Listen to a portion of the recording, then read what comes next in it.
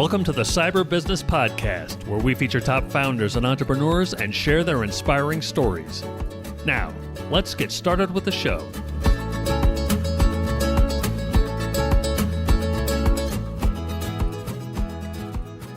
Matthew Connor here, host of the Cyber Business Podcast. Today, we're joined by Doug Innocenti, the CISO at MoonPay. Doug, welcome to the show. Thank you for having me on. Thanks for being on. Before we get too far in, a quick word from our sponsors. This episode is brought to you by cyberlynx.com. That's cyberlynx.com. Do you know if a hacker's in your system? Most people and most companies don't until it's too late and the hacker's already done damage. A hacker's job is to bypass your security, so companies need a way of knowing when someone's gotten past their security. That's where CyberLynx comes in. We partnered with the best cybersecurity companies in the world to be able to provide our clients with the best solutions at the best prices. So whether it's managed SIM, SOC, EDR, MDR, XDR, you name it, we'll be able to find the right solution at the right price. Contact us at cyberlynx.com. That's cyberlynx.com.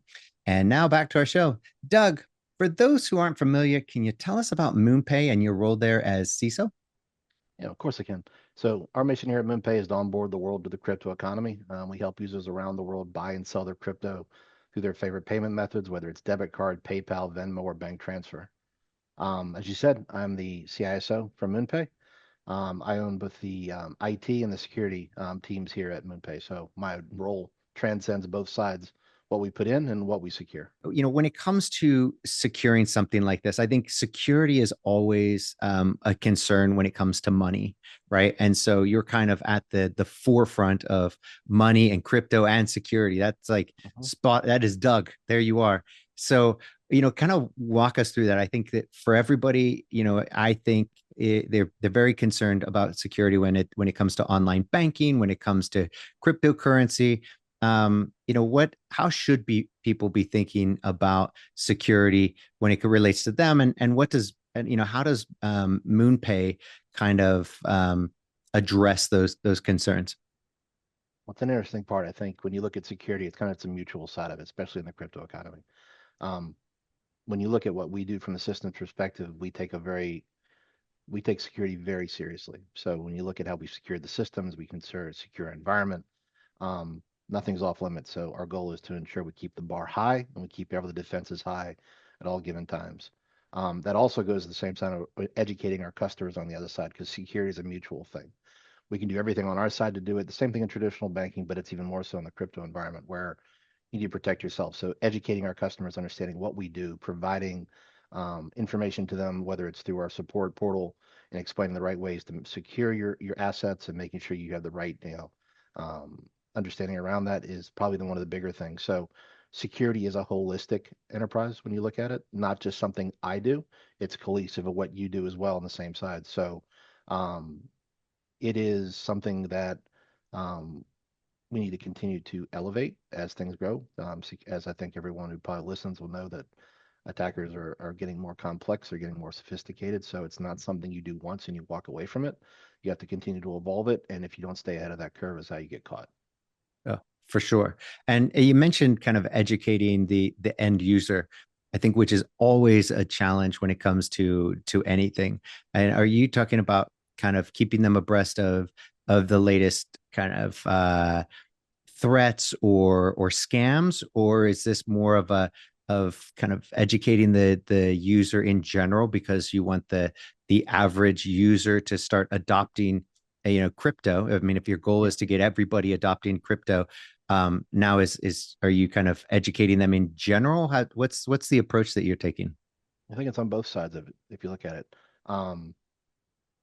if you look at what our enterprise team under Keith Grossman does with the MoonPay Minute and our Orbit that come out, those enterprises go out and educate the customers on the crypto environment, what's coming and what isn't. If you haven't subscribed to it, I know you want to get into it and look at it. It's out there on our profile. But if you look at the other side of it, it's also educating the customer through our support portal as well to ensure that they understand some of the best practices, making sure they understand what we would never tell you to do from a security perspective and what should be done, the way you should do it. So it has to be a holistic approach. You need to educate both on the crypto economy and also understand the security of what's being done. So again, it's always a 360 view about how we look at everything. And if you don't, I think that's where it turns into a situation where something will be missed, and trying to make sure everyone has all the knowledge in their hands, both what we do and what we share with the customer. Yeah. Now, you guys, I mean, obviously, there's got to be when anytime you're talking money, compliance is not too far away. So when it comes to certifications and compliance, how do you juggle that? And there at MoonPay. My team is completely tied to our compliance team. What we do, it's a symbiotic relationship. What security has done and what compliance needs. Over the last 3 years, we've taken a really progressive approach. We have achieved our PCI certification. We just renewed it to PCI 4 at a level 1 stature.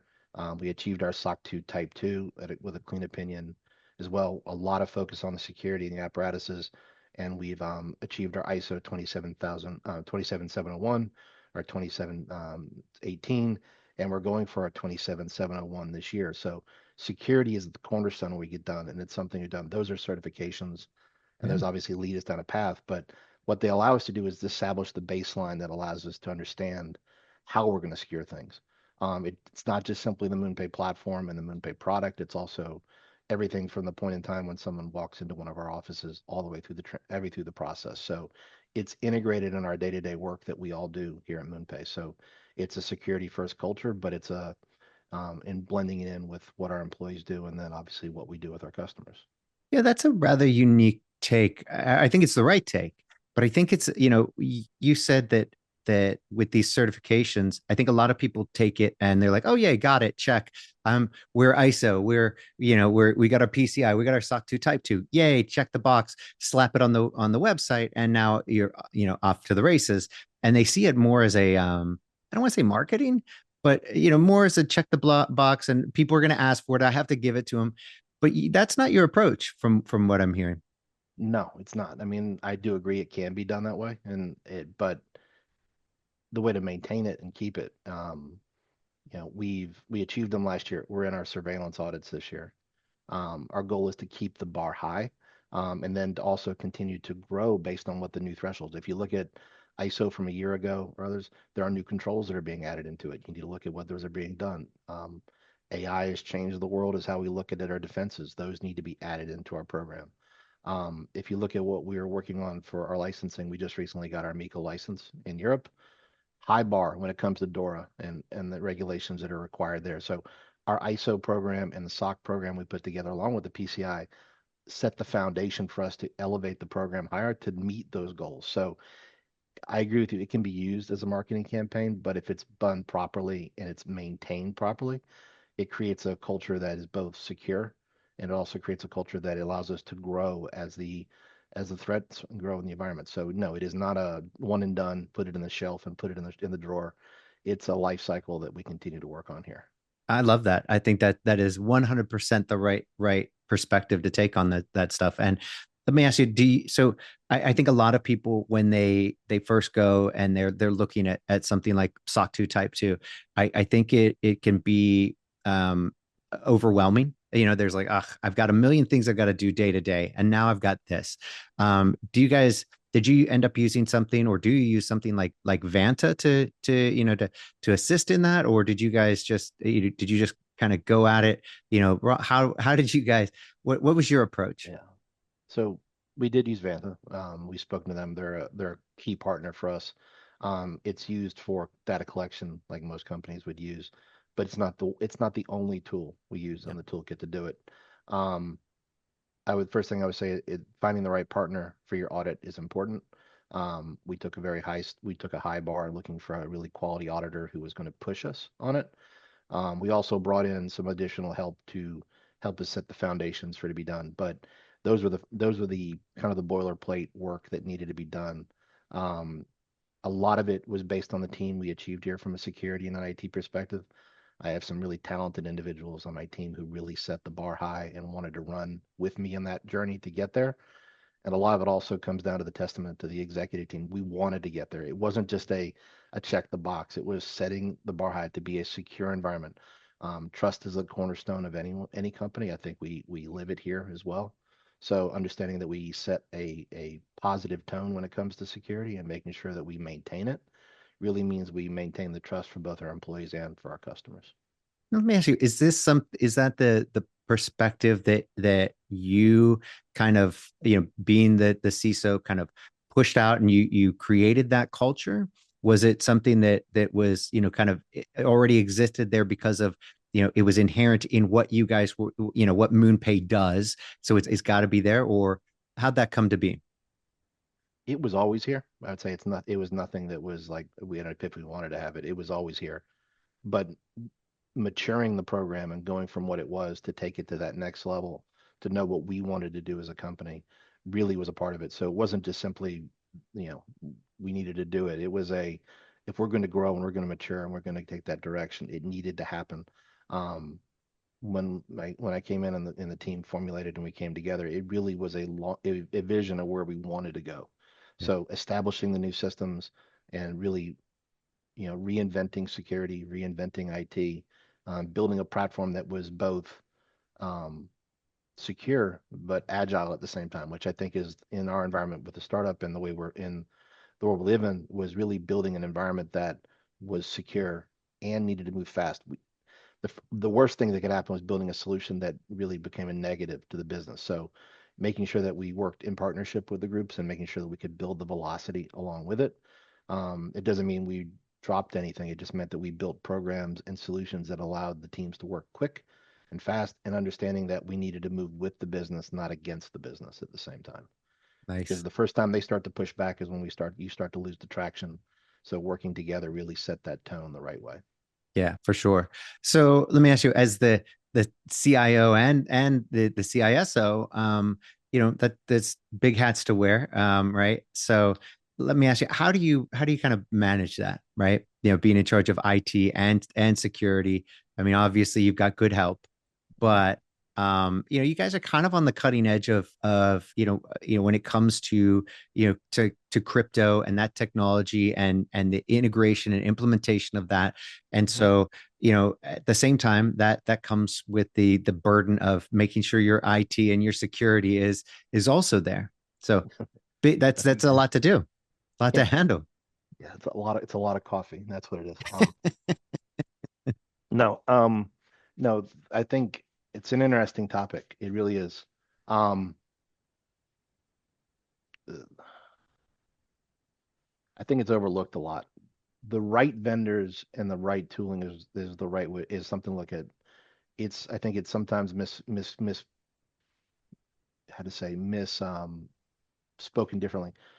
It doesn't mean you have to to invest a significant amount into your IT infrastructure to be able to do it. No, granted, it does take time to do it, but um, and it does take money to do it right way. But picking the right vendor with the right solution with the right direction is required.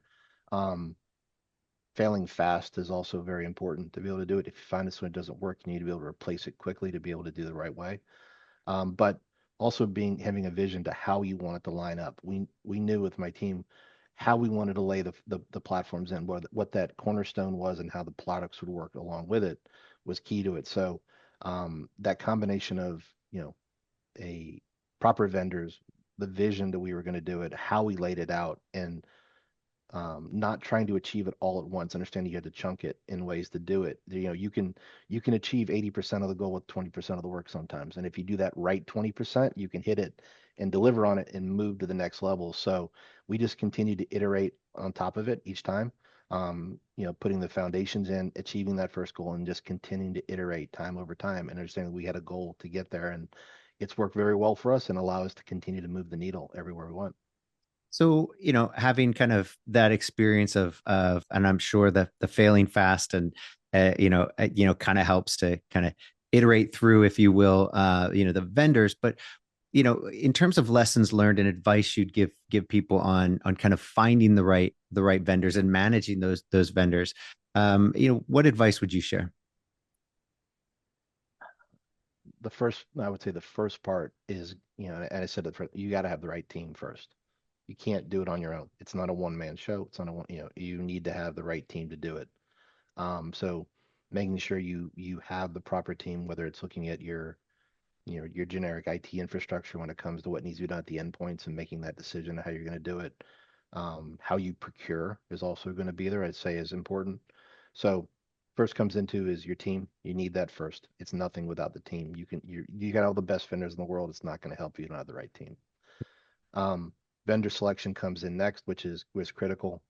Followed by, coming down the path of how you're going to manage those vendors, which I will continue to say. That's something we have done a phenomenal job here with our compliance partners. Is vendor management has to be in place, and I'm not just talking about how you pay the bills every month, but I'm talking about how you vet the vendors, how you score the vendors, how you come back around to the vendors, having clear communication with them so you know if there's a problem, and that continuous monitoring. And then it's a life cycle of how you look at that next stage of, as the vendor matures and as you mature, will that vendor keep up with you as you want to go? And if they don't, having the architecture in place that you can pull that one vendor out. No, every architecture has vendors that are cornerstone that are out there, but understanding that you should have an environment where you can plug and play the vendors as you need to without doing it. The analogy we have all the time is, we need to be able to change the wheels on the bus while it's moving. If I got to park it for a period of time, it takes the company down. So we need to be able to do that in a way that it works with the business and not without. Yeah. I think that that's very fair. I think, and you mentioned having the right team, right? And that being kind of paramount. So did you just happen to come in and have the right team already in place, or and you were fortunate, something, they were there, or were you able to build the team that you really needed to be successful? It was a mixture of both. There was a really great team here, and they're still here to do with it. But then I was able to take the time and build the right team with the right individuals and bring the right talent in to do it. I don't know anybody who sits in this seat who knows everything. You've got to have Yeah. the people around you to be able to do it. And I've had the luck of working with some really talented individuals, and they make it happen on a day-to-day basis. Yeah, and I think you're spot on, and it's funny because in this day and age where everything technology is advancing so rapidly. I mean, Hmm. you fast forward to when we got into tech, 20, 30 years ago, you could be a subject matter expert in a lot of subjects when it Oh yeah. came to technology. Today, you're lucky to be subject matter expert in one, and the company needs 20 experts in 20 fields in order to be successful. So totally agree. And I think that I think it's tough. And I like that. I think a lot of CIOs and CISOs now, the culture has shifted to be one where it's understandable that you can't possibly know it all. So it's not so much an imposter syndrome or even beating yourself up that you don't know everything anymore. It's an acceptance that the world is so advanced now that you can't possibly, and you have to have the right team. So I love hearing that there's more of that, because I think in years past that wasn't the case. There was a lot of, I think we were all kind of beating ourselves up a little bit about trying to be, that subject matter expert that you just can't be anymore. And I would agree with you. I think one of the things that I've noticed with it is, if you roll the ticker tape back, like you said, and you go back, I remember the world where you had a security team and you had an IT team and you had an infrastructure team, and you could lay them up, and by the time you were done, you had a 1,000-person IPT group that you're working with. But in the world, especially with cloud and the adoption to go to full cloud, and the way we're working, is you start to see a blending. And it's something that I've cultivated with my team, is that while I have people who are security experts and I have people who are IT experts, that world of IT and security is blended. You cannot be a security professional and not have an understanding of IT and a deep understanding of it. You cannot exist in IT and not know security. So I've created a world where there are people in those roles that are defined, which you need to have the rigor in place, but they're integrated. I expect them to know as much as their partners on the other side, so they're aware of it. Putting an IT solution and not understanding what the security team is going to ask of you, and vice versa, needs to happen. But I think those roles have really blended, to your point, over the years. It's happened even more aggressively, I think, over the last 5 to 6 years, as you find a resource who is as much a SecOps engineer as they were an IAM engineer, or even just a general systems operator on the other side. So it makes the world even more advantageous when you build that team, because you can get someone who's an expert in X, but they can bring to the table so many other skills, and it allows you to nimbly move the needle around as you're building projects, and knowing that they know what their peers are going to need on the other side, and they can work in that environment where it's symbiotic and they know exactly what needs to happen with each other. So um, I've said this a lot, and I always say it is what we get done here is a testament to the team and also the rest of the companies, because we all know about it, we talk about it, we share it, and needs it. You have to build a security based culture if you're going to do it. If you don't, it's just going to fall apart from the inside out. Absolutely. Well, let me ask you, we had another guest on that was in the crypto space as well, and they used to have a team of 77-ish developers working on their platform. Then they started implementing AI and they went down to 7, and and they kind of now they had basically 7 supercharged developers who are outperforming what they had when they had 77. um are you finding the same sort of are you having the same sort of experience at MoonPay, where AI is supercharging your current IT, it's secure, cybersecurity, your developers, or is that? Yeah, we're adopting the same level. I think every company is different as far as what the balance will be. So I don't think if it worked well for the company, I think it's great. I think ours, we're the same. We are leaning in on AI as well. When it comes to the IT side, we have built the foundation on automation even before, AI became a really big buzzword in the last couple of years. When we first got in, we were constructing everything on the foundation of automation. Um, IT is always a cost center, and security is as well. No one's going to build a 90-person security team. It's not going to work. So the foundation was built in. We needed to find ways to automate everything we did. If you couldn't automate it, it's not the right direction. We would build it. Sometimes you had to manually do it for a while, but if you could not have a goal to get to automation, it was not the right solution for us. A lot of that comes in. So that foundation's been there in the IT world. We're doing the same thing with our security. We're topping that up with adding in new tooling and adopting a much more fluent AI environment. We've brought in some great new vendors recently that have really helped us from the AI security space, and leaning in on newer products when it comes to traditional things like DLP, and understanding newer ones that are out there that provide and a more adaptive logic built in, not the traditional block and tackle world of the DLP, but more of a something that works in harmony with the business. So that way we can work and see what's going on in a better way, so it works with the end users. Um, so and that gravitation is going towards our engineering staff as well. We are leaning in on the AI and continuing to do it, but need to do it. Then you have the other side of my chair, which is the security side of it, which is okay, but we need to keep it secure. What I've seen, and it's really been a testament, I think, to my team and the rest of our here, is everyone's leaning in on it. We need to do it. We need to do it fast, but we need to do it secure. So that's the best part about it, is that we're not losing the velocity by keeping the security, which is really a testament to the program. So we're able to do it very well and do it in the proper way. Yeah, that's awesome. Do you see AI playing a role in terms of, for the end users, or kind of in when going back to that, safeguarding or educating the end users? Is it one of these things where you see AI coming in to help with, kind of fraudulent logins, detection, or fraudulent, activity? Is that something that you see happening, or maybe not a no need for it because of, perhaps something that you have set already in MoonPay that kind of prevents the need? No, we are doing it here already. We've leveraged it and do it today. We're adopting more of it as we go into it. Um, and I'm a huge advocate, and I have been ever since I started, about when it comes to layered based approach. I do not believe you can put the wall in front and ensure it's secure on the inside. So it has got to be a layered based approach. So whatever we set up on the security to keep the defenses, don't need to also have the same thing on this side. So you can't lean on one side or the other. So as you said, just because we've done something on the front doesn't mean we need to work on the other side at the same time. So that's being done on both the engineering side and what we do to secure the platform. So it really is. You need to look at both sides. And yes, AI is one of those cornerstones we're looking at.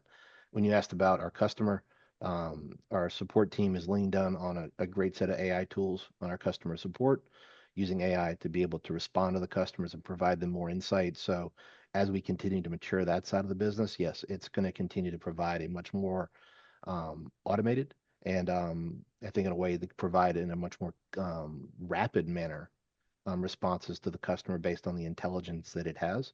But all of it really comes back to having the right policies in place to make sure it's giving the right information to the customer. So it's a balance. Everything is a balance on it.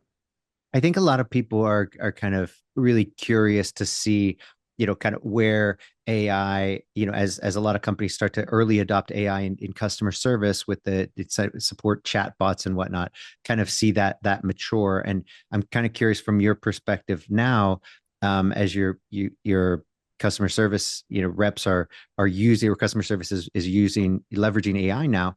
What's that been like for you guys? Are you finding it to be very, very positive, needing a lot of hand holding, or it's really kind of surprisingly good? I think kind of goes to back, Phil, in my past. I spent a lot of years in the contact center space and contact center tech. So it's interesting. Where we are today in a contact center in the world, what you can do with AI it's groundbreaking to what you can do today. Our customer support team is, like I said, deployed new tech. Our NPS scores that are at a high that we haven't had before. It's testament to the work they leaned in on the product. The one thing about your bot, there are, contact center bots. They're a dime a dozen on the marketplace today. The right bot is there. A lot of it gives back to the knowledge you have and what they've done and spent. It's a testament to the work they've done is the documentation of that learning, what you feed the bot to give the right answers to the customer. So if you do not, you can have the best bot on the planet, you feed it bad data, it's a bad response, it's a bad experience. But they've leaned in so well to put that doc together to give the right information to the customer. And again, just as we're doing with the security program, and I see it day to day on their side, they're updating that doc and making sure it stays up to date. So the more you keep that up to date, the better you can be and how we do things across the board. That's great. I think that's the real kind of and I don't want to call it barrier, but that's the hurdle that people have to get over is you've got to have the good documentation to train the bot. And so kudos to your team for being able to, put in the time and effort to give, feed it good information. Because I think that's the thing that I think holds back a lot of at least the smaller businesses from really kind of leaning into it, because the just putting it all together is kind of prohibitive for them, or they feel like it's like, oh, that's a headache. I'll wait until it can read my freaking mind. Okay. Yeah. Yeah. Do that. Well, it's interesting because I don't think we've had two guests on who've ever had kind of the same background in tech to get them there. But I like to kind of explore that with everybody, because I think it's good for people coming into the field, whether it's the IT or security side, to hear that not everybody was breaking into the Pentagon at 16, before they got into, in order to get to where they are in tech today. So can you take us through your story? But if you go, mine started in traditional banking. That's most of my career. I was, at the combined Wells Fargo for almost 28 years. I had a number of different roles there, which is probably not traditional when you hear somebody in the crypto space to come from banking like that. And I had a great opportunity to move over to another company here in the Bay Area, Devon, and learned a lot there. And then before I might jump over to MoonPay. But if I go back to in the early days with it, the one thing the bank did teach me was you couldn't work at the bank if you didn't understand security. So, when I got into it very, very young, I came into that, in my early 20s, before, old computers, and I'm talking old computers were hit. And that journey went through, basic computing, through networking, and, all the way through, um, software development, and then had a luxury to run a whole division there. That was in the contact center space, and learned a tremendous amount there, especially in the early days. The bank, and then obviously took on another role before I left, whereas I led an architecture group, which led the contact center, the data lake, some of our digital experience, but all of that together through everything, whether it was traditional IT and networking, and through security, lived through all of it. So it was something I consumed, and I had a lot of great teachers over the years who were there who taught me. I've told a lot of people before that what I learned in my 20 years at the bank was worth more than I think anything that you could buy an education to find. Learning what you couldn't do, what you can't do, and understanding how to do it. So um, that role allowed me to grow all those years and learn it and accumulate a lot of knowledge, stuff that I still use today. It's interesting. I hired a new resource on my team just recently, and he and I were just talking, and it was very interesting because I had a flashback because he was right where I was when I joined the bank, and he was asking questions the same way I did. It's interesting the things you learn, just even basic networking, come back to you. There are things that I still today I come back to that I remember from those times. So everything's built on a foundation that grows up. So for me, um, this seat wasn't an aspiration I had thought of at a time, but it became a culture of everything we did and everything that I did. So I grew into it, and it became one of those things that, that I believe passionately in, but it also allows me to build off of what I do know from an IT perspective to make it a better program. So I feel really lucky to have both seats at the same time because it allows to build a good platform and keep it secure at the same time. So I feel blessed at that point to be able to do it. No, I think it's really cool to see how that happened for you. And I think a lot of people, as they get into it, sometimes their career is just kind of siloed in one, aspect. They may get in and, into network engineering, and then it's networking the whole time, or somebody gets into tech as a developer. And there maybe back in the day they were, they were programming just in C, and they did that for a very long time, and then C sharp and C plus plus, and they branch out just a little bit, but it stays so siloed. And so it's really nice to see how you, even at an early on, got to kind of benefit from both sides of the house, getting Yeah. security and IT, and takes you right here and now Yeah. still doing it, at and it's great. And you're right. I think the fundamentals, you look at anybody, the greats at basketball. I mean, they focus on the fundamentals all the time. So no matter how advanced we get, you still have to have those fundamentals. And so let me ask you, in terms of those fundamentals, when you go to hire somebody, are you thinking, I want somebody who's gone to school and has that kind of the fundamental background from, that traditional college education, or I want somebody with certifications, or I want somebody with real world experience in these things, they've taught themselves? Or do you not care which one it comes to, as long as they've got a strong understanding of the fundamentals? I think I would say that, inherently it's the latter. Um, you can be as, whatever certifications you have and you look at it, a lot of it's a conversation. You'll know it when you talk to them, right? You really do know it. Um, I know people who look at, different systems, they talk about it. Anybody can read the book on Okta and can regurgitate everything about Okta. If you start talking about what they do and you see the passion of what they did and how they did it, what they're going to talk about, and you can have that conversation and say, what would you have done? Yeah, I had that problem too. Okay, would you go over here? No, I ran it. Oh yeah, well, I broke that too, and we did it. You'll know it when you see it. Um, but I'm of the opinion that it's not just simply who went to school for the right one thing. I think people have grown up. I've met people who went to school who had no thought they would do IT, who fell into an IT bucket and eventually turned into a security, and they have learned it and they have self-taught it, and they may have gotten certifications, they've assisted on other programs, but I've seen them come from all aspects of it. And those professionals, and I'd say the network you have and the people you reach out to, all of that comes together, and the team has to gel as a whole. I'm a pure belief of the person's got to fit into the group to do it, and another widget to put into it. We've made some recent hires on the group, and it's incredible to see how the team has just adapted and then grown, and at the same time, just you can see it when it happens because they start to you see that to your point about in the fundamentals, but you start to see that back and forth they start having. I've told my team, even just had it this morning with a one-on-one with one of my team members was, nobody knows everything, and I want people to challenge it. If you don't think it's right, say it. Let's talk about it. Let's look at it because there might be something I didn't even think of to be able to do it. And I want the team to challenge it, right? And sometimes we have to make a decision, and we'll do that because we have to. But the talk has to happen. If we're not going to talk about it, you don't get better at it. Things need to be done. So it's having a team that has the passion for the tech, the passion to do it right, and understanding that there's trade-offs we have to do, but as long as we're all going towards that target, we're going to be able to do it the right way. I love it. Now, let me ask you, so are you guys primarily in person, remote, hybrid? How do you work with your team? We do have offices, but it's pretty much a hybrid. But most of the team is all remote. Yes. Nice. And yet you feel, with that, you're still able to kind of build that culture of the team, people blend in. Yes. How do you do that?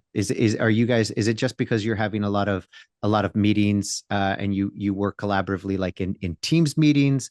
How do you go about keeping and building the team culture? I mean, a lot of it's anchored in the culture for the company and how we communicate in the open door. We communicate. It's, whether, I'm sure everyone has the same thing. We have, Slack, is my worst enemy and my best friend at the same time.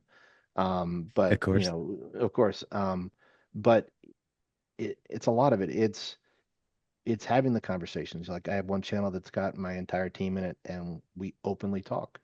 Um, there are pockets where there are, sub teams that work on things, but those conversations need to happen. I have skip levels with Dan and we have those talks and it's fostering a conversation of wanting to have that and obviously positioning people to do things. I've got new team members that have come in and wanting to put them to the forefront to try something new. It may not be what they've done in the past, but I want them to try it. If I can help push them to do it, it helps them not only learn what they have, but open up the doors that they've got to communicate with others inside the group. So it's conversations, clear direction, knowing what the team's going to achieve, setting the targets the right way, and letting the team do what they know how to do best. And if I want to be in a position where I get out of the way to let them do what they want, it's hard sometimes to do that, given the way some the changing way able to do it. But um, having like I come back to it all the time, the right team with the right people to know that, hey, I want this, and I don't have to draw it out. I can say, can we have something that does this, and they are empowered and creative enough to go do it and come back with it is having the best thing you can have. Because if you have to the other way around, it slows down. But a testament to the team and what they're able to get done. 100%. Couldn't agree more. And it always boggles my mind when I hear people, so adamantly against the kind of remote, culture, I mean, remote, working remotely. It's, I mean, it's just so much more efficient. And so many companies have had such great success keeping the corporate culture, building it. I mean, it's funny because my wife works at AbbVie, a big pharmaceutical company, and and we're completely remote as well. And it's funny because obviously we're in the technology space, they're in pharmaceuticals, and it's very clear that you can easily keep that culture and build that culture and build relationships remotely, and it's funny that yet there are still some leaders out there who are so against it, and they want to count their beans and bullets and have them, have everybody in a cubicle where they can see them. Just because they're in a cubicle doesn't mean that they're productive. Yes, they showed up, but it took them an hour and a half to get there, and they're going to have an hour and a half back, and now they're unhappy in their little cubicle and not nearly as productive.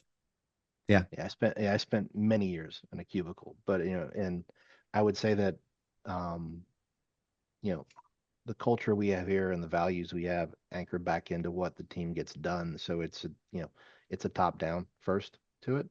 I think what empowers the team though is obviously, and I think I'm sure this with any technology or security group or even IT is it's a 24-hour clock anyways, right? So whether I'm in the office or at home, they're going to be working anyways. So one, giving the team the flexibility to be able to do what they need to do to get it done as they need to. Trusting your people to know that they're going to get it done and keep that environment to give it's not a big brother and you're watching over the clock. I know they're going to get things done. The team leans in when they need to, they stay available when they have to. That makes a great culture to do. It's not about working on a 24/7, but they know what they're going to do it. They're professional to know how to do it. But I also say in person means a lot too. You cannot be all at home all the time. So mixing that with getting the team together so we can come together to talk. The company does a great job with hackathons where people come together to work. Those moments where you come together, build the foundation so that way you can come back out and deliver the products we want to get done. So it's a mixture of both.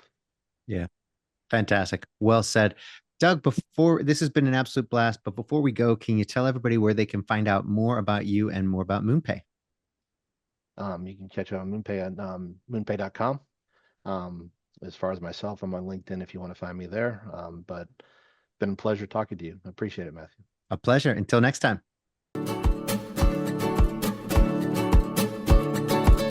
Thanks for listening to the Cyber Business Podcast. We'll see you again next time, and be sure to click subscribe to get future episodes.